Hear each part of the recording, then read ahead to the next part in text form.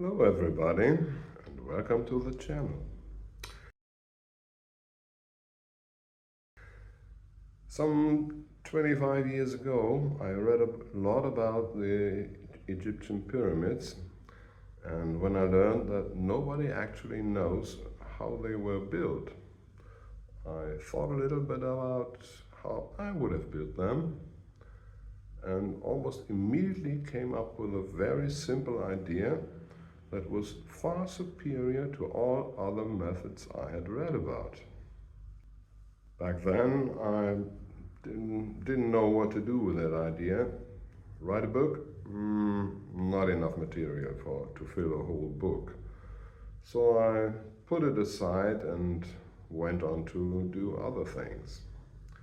Now, 25 years later, I'm retired, getting old, and I'm really amazed that nobody else came up with the same idea. But I don't want to take that idea to my grave.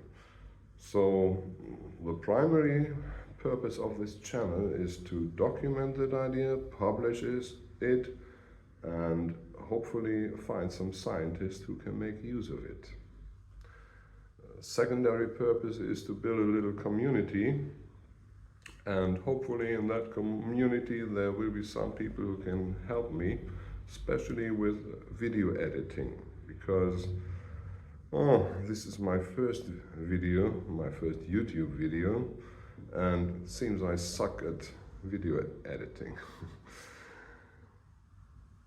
and this channel is not about making money, so there will be no ads. You don't have to buy me a coffee or become a Patreon. And if you still feel the urge to spend some money for that beautiful content, send the money to a charity organization of your choice on my behalf. Thank you. Now, let's get right into it. Most of the concepts involve ramps of some kind. There are straight ramps, spiral ramps, zigzag ramps, and internal ramps. And there are several videos out there who explain the specific problems of each ramp. But they have two problems in common. One, they require additional building material and additional building time. And once the pyramid is finished, they will have to be taken down and discarded somewhere. And the pharaoh wouldn't like a pile of rubble almost the size of its own pyramid right next to it. That would certainly ruin the skyline of the plateau, right? The second problem is capacity. We need to move some 2.3 million stones in 20 years. That translates to one stone every 2 minutes. That's ambitious, to say the least. So why not make use of what we have and simply use the sides of the pyramid as a ramp? No material to discard, no extra building time. Several of the concepts out there use a counterweight of some kind to lift the stone. But by the laws of physics, once you have lifted up the stone, your counterweight is down there. And to bring it up to the original height, by the laws of physics, you will need exactly the same amount as was needed for lifting up the stone, plus some losses for friction here and there. So that's a pretty bad idea, unless your counterweight is able to get to its original height all by itself.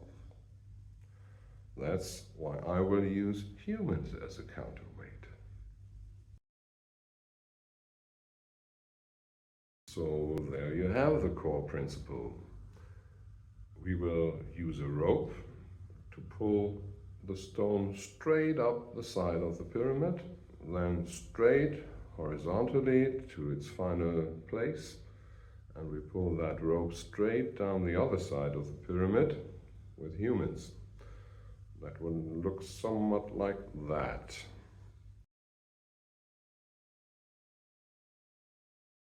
I will refer to such a unit as a line until I found a better name for it. Using the line method has several advantages. I already mentioned that we get rid of all the hassle associated with building a ramp. That by itself is already a huge benefit. It's also less exhausting for the workers.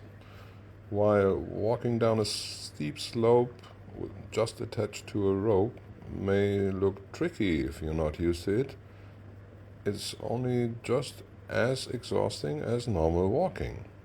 The much harder part is climbing back up on a steep ladder for the next stone. But that's still less exhausting than walking up the same height on a ramp with your part of a 2.6-ton stone attached to you. I think it's also safer for the workers, but that's pretty hard to compare. So I guess I'll make a separate video about all the security measures they may or may not have implemented. But the biggest advantage is the tremendous speed we can get up to, at least in theory. A ramp can deliver one stone at a time, and it will probably max out at one stone every 5 minutes. I will make a later video about why that is.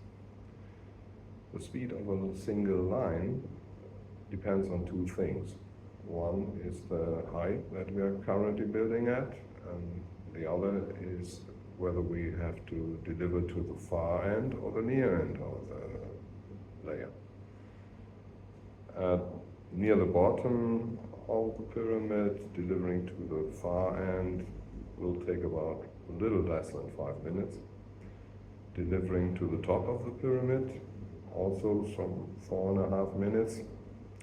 But if we are delivering to the near end at about a height of 30 meters, the speed will be maybe a little less than 2 minutes. So let's say 3 minutes on average.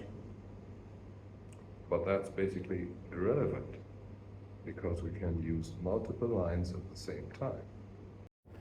Like this. At a height of 50 meters, for example, the top layer is still a little more than 150 meters wide. Assuming a width of, say, 5 meters for a line, we can have up to 30 lines at the same time, delivering 10 stones per minute. That's a 50-time increase over a ramp. Well, that's also irrelevant, because it doesn't mean we could build a pyramid in less than 1 year or so. It only means that the lifting of the stones is no longer the limiting factor. Instead, the delivery speed of the quarries involved becomes the new limiting factor. Unfortunately, I never saw any calculations of the capacity of the quarries. Maybe it's because everybody thought that lifting the stones would be the limiting factor, so they didn't bother to calculate the quarries. So if you happen to run in such a calculation, please let me know. As soon as you start thinking about how to actually implement the line concept on the construction site, some questions will immediately arise. So how do we protect the casing stones from all those rocks sliding over them? How will the stones make their rather bumpy horizontal part of their ride? How do we protect the rope from the upper edges of the pyramid? And how do we attach the workers to the rope?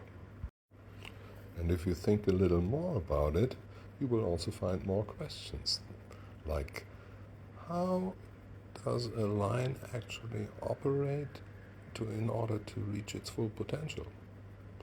And once you have attached a new stone to the rope, how do you tell the pulling team on the other side of the pyramid that they can start pulling now?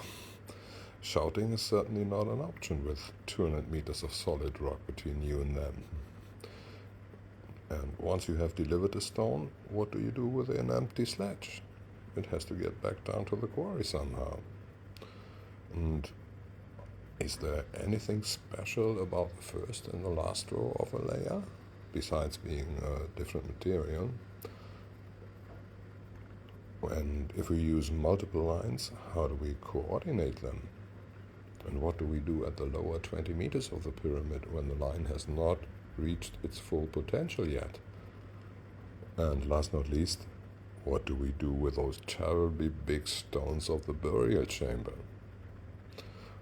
I have answers to all these questions, and I will tell you those answers in future videos.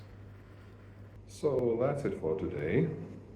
As they always say, please like, share and subscribe, and don't forget to hit the bell icon so you don't miss out on any of the answers I will give you in the following videos.